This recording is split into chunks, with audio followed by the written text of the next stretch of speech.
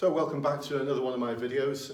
I'm Brendan from Blue Light, and in case any of you haven't seen any of my videos before, over the past 5 or 6 years I've been coaching and supporting people to help them achieve their dream career in the police service. So by my best guesstimate now, in excess of 3,000 people have had my support in a variety of different ways. Assessment centre seminars, one-to-one coaching, online courses, and now webinars as well. So quite a lot of different ways I can help support you, right from the application form stage all the way to your final interview. So if you'd like to know a little bit more about those services, there's some links in the blurb below. And if you do like what you're seeing on this video and you're watching this on Facebook, then please do click that like button. And if you're watching this on YouTube, somewhere up there, or is it over there, there's a little button that says subscribe. So when you subscribe to my channel, by the magic of email, you will get notified every time I publish another video. So here we are here we are in Manchester actually today. In about 30 minutes time, delegates will start arriving for one of my assessment centre seminars, help guide them through the assessment centre, all the tricks, ethical ones that you need to play to be able to pass that. Once you've passed the assessment centre, for most forces, they have a final interview. So these are the sort of questions to expect. I'm not going to say which force is asking these questions, but trust me, this is ethically sourced. Actually, it's ethically sourced, so why not tell you? This is Lancashire Constabulary. So for those of you who got an interview with Lancashire Constabulary, these are the sort of questions that you're going to get asked. Now, a lot of people go into interviews thinking that all they need to be is just themselves and they don't need to do any preparation. Because that's what they'll tell you. They'll tell you at open days, just be yourself, just act naturally, just say whatever comes into your mind. And you might pass doing that, but chances are you're going to fail. Because the level of detail they're looking for is absolutely enormous. Think about it. You've had 4,000 applications for something like 80 places. They're going to have to whittle the numbers down. So the first way to do it is by the application form. Some forces do a telephone interview before they'll get you to go to the assessment centre. Numbers are getting whittled down all the time. And then they've got to choose, say, 150 people to go for interview. Now, 150 people going for an interview for 80 places, the odds are starting to get better, but you've still got tough competition from others. And the way they're going to decide who goes forward for that coveted place as a police officer is going to be based on your score at assessment centre. Some forces use application form scores as well, and your final interview.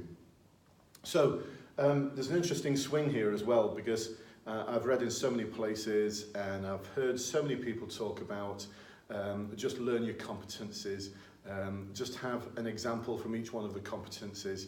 And that was a very formulaic game-playing approach from yesteryear. And there's one or two forces still using the National Competency Framework. And they are asking these very formulaic questions that just assess your competence. Now, I've always believed that assessing for competence and hoping the best for values is completely the wrong way to do things. So it's really refreshing now to see a lot of forces starting to assess people for their values and then ask a few questions that relate to how competent they might be in the role, because how judging their performance in the past is a good way of judging future performance, so the research says, and I do believe that that's going to be the case. But now they're asking more questions about your values. And that's when it starts getting really tricky, folks, because being able to articulate your values can sometimes be quite a challenge. So what questions are Lancashire asking? Well, first of all, they're asking about what values do you believe to be important. Now, simply regurgitating something from the Code of Ethics or the new Competency and Values Framework is not going to cut it, because the people interviewing you are people like me. Now, I'm not a serving officer anymore, but I was a serving inspector, operational for the last 12 out of 13 years of my career, working in neighbourhood roles and response roles.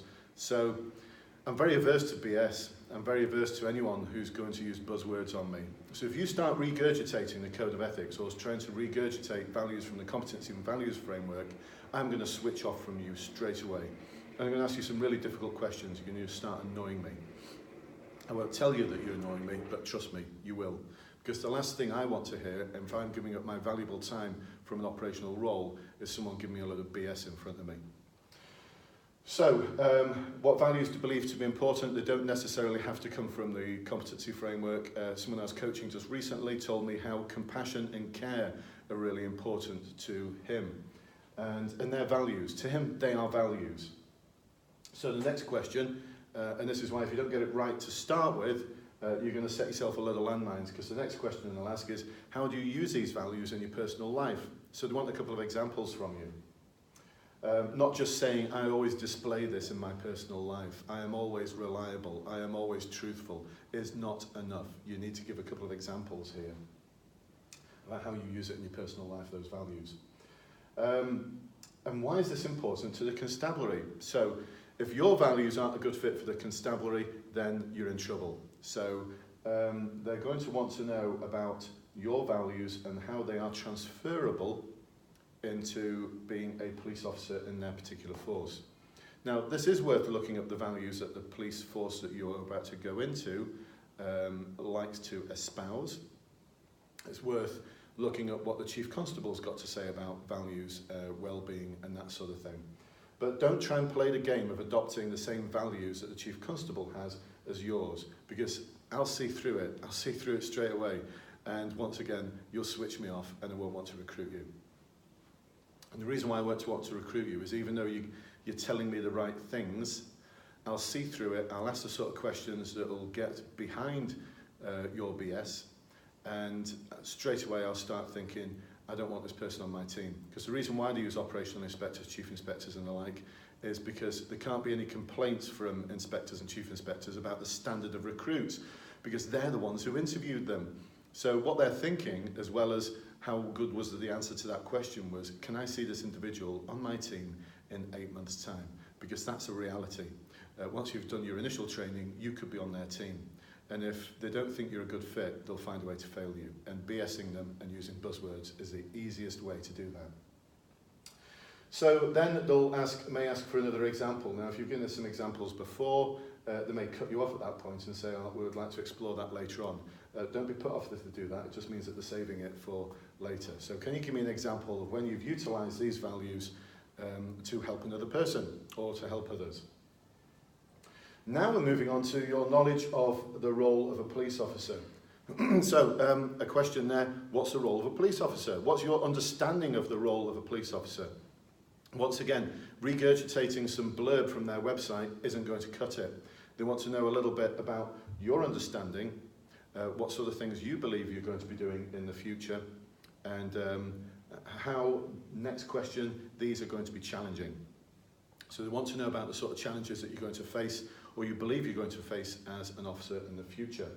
They may also ask for challenges that the force is facing, but in this case, Lancashire, what they're asking for is the challenges that you're going to face. And then quite a common question, and by the way, all of these questions are common now, because a lot of forces are starting to move towards a competency and values framework, rightly so. Next question about preparation. What sort of preparation have you done for this role? Now, if you start off and end by talking about Google and how you research things on the computer, you're not going to impress me. I want to hear that you've got off your backside, you've been to police stations, you've been to packed meetings, you've been to PCSO's local surgeries, you've got involved in community things, you've seen what it's like to walk in the shoes of a police officer, you've arranged a ride along, you've been cheeky, actually, and as one of my clients referred to it recently, I felt as though I was pestering them. But she pestered away, and she did incredibly well at her final interview because she had loads of really good examples of what she'd done to prepare for the role. So just reading the PCC's Policing and Crime Plan, by the way, if you don't know what the PCC is and the Policing and Crime Plan is, then you're in trouble because you need to know about that kind of stuff. So you need to know about all of that background stuff. You need to have done your research on Google, but once you've done that, get yourself out there and find out how the plan that's espoused by the force, or the values that are espoused by the force, are actually put into practice by real life officers out there on the front line. Now, right at the very end, they may throw in a couple of competency type questions, but once again, these sort of questions are going to be a test of your mettle and a test of what you're about in terms of your values. So common one here, can you tell me about a time when you've worked in a high pressure or challenging situation? Equally, it could be, can you tell me about a time when you've challenged someone else's inappropriate behaviour? Or can you tell me about a time when you've made a difficult decision and explain why it was difficult and how you explained it to others? Can you tell me about a time when you've supported another person who's particularly vulnerable for any reason? Can you tell me about a time when you've worked with others where everyone didn't quite agree with you? Can you tell me about a time when you've changed the style of your communication to meet the needs of another? These are all common questions, folks. You need to be well prepared for all of them. And the way to get well prepared is to get out there and start pushing yourself, start challenging yourself. So if you're in a job where you're in a position where you can take on another person's role, or shadow them, or take on more responsibility, or volunteer to do something, these are the sort of examples that are going to have value and worth in the interview. Now, joining the Special Constabulary may be good to get an insight into the police service, but it's not really going to give you the examples that you need to answer these types of really difficult questions. The sort of things that are going to give you the evidence you need are things like volunteering for homeless charities, volunteering to help in a community partnership or as a community centre, getting involved with Samaritans, getting involved with the Red Cross locally. There's loads and loads of charities and support organisations out there that will be crying out for your particular skills.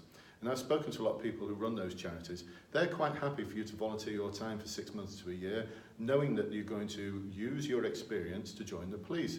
They're more than happy with that because they're going to give you exposure to what they do. And once you're in the police service, that's going to have real value for them. So they'll be looking at it thinking the value of this person spending 6 months to a year with us is one, it's another pair of hands who's keen and is going to volunteer and is going to give us their hours, and two, next time they come across people who are homeless once they are wearing a uniform, they might think twice about exercising their powers under a public space protection order to move them on. They might think twice about that, and they might actually reach out and see what they can do to support that individual. So your volunteering will have a lot of currency, way beyond your volunteering as a special constable.